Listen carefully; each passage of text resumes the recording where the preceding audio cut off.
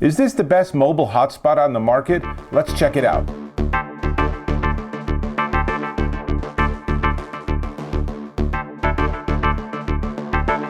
Dave Taylor here, and this time I'm looking at a mobile hotspot from AT&T. It's from NetGear. This is the NetGear Nighthawk LTE mobile hotspot, and it's pretty amazing actually. It does everything you'd want in a hotspot and more. It's gigabyte LTE, so it's kind of 5G ready, but no one's actually deployed 5G yet in the United States, so I couldn't test that. But it does support the AT&T 4G LTE network and 4G and 3G UMTS, and you can connect, ready for this, up to 20 devices.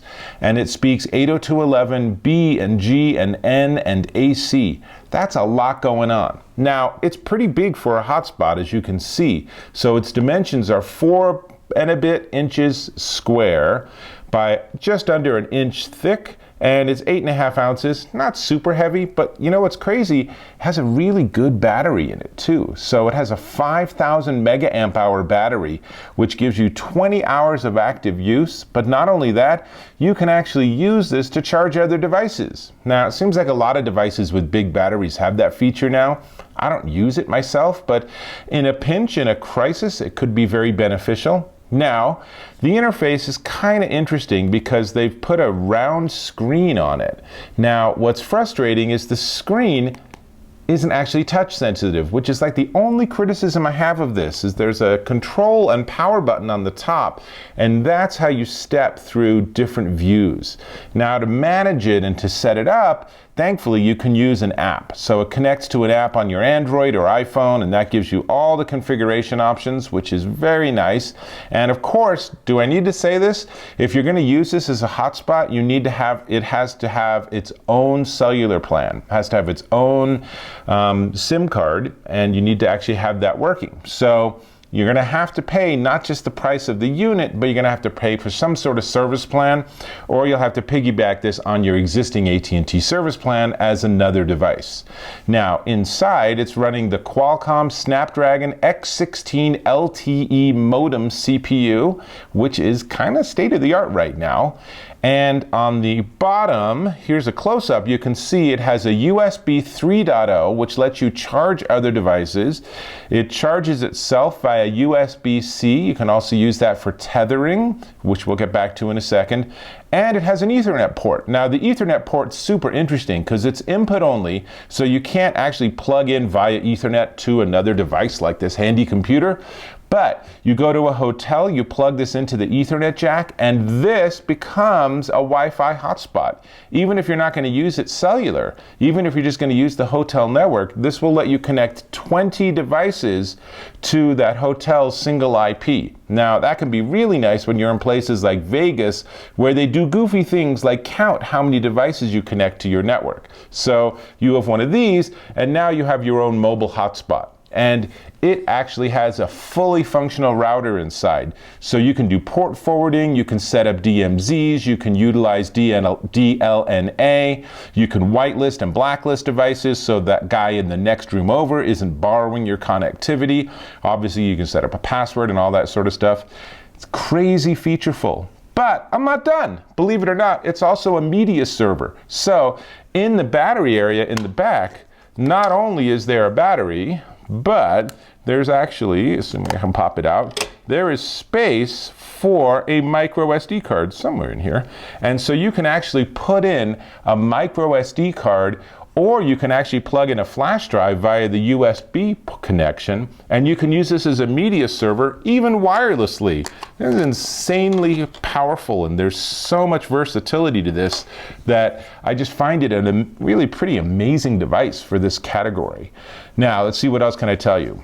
Well, let's show some testing. So one of the things that I think is most fun with a hotspot is to try it when you're on the move. So here's a couple of speed tests I did with this. Now, it's not going to be 5G. I told you, no one can do 5G yet. But here's what I did. So this first test is I was parked just outside Billings, Montana. Now, that's pretty far away from any big network connectivity hub or anything. And you can see I got a 30 megabit per second download speed. That's not bad. More interesting is this next one. This next one was while driving 80 miles an hour just north of Casper, Wyoming. Now you want to talk about middle of nowhere. Wyoming, like most of Wyoming, the state, is in fact the middle of nowhere. That I think is their state motto. We're in the middle of nowhere.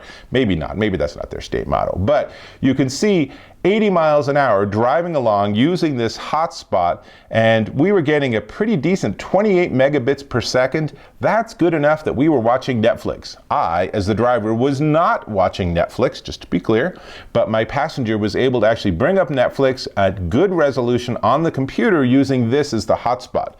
Now, streaming video through a cellular hotspot eats a vast amount of data, so be careful with that and don't eat up your whole plan in the first hour. But I was very impressed with the performance. Now here's what's funny though, is that when we got into town and I was trying this in places like Denver, I was often getting really good speed, and then sometimes I'd get very poor speed. So it seems like it really depends on where you are, on what towers are available, on what kind of handshake it does. So it's not guaranteed reliable 30 megabits per second or faster. It really depends. And obviously if there's no cell signal, this is not going to do any magic. It's not going to just find a really fast internet connection for you.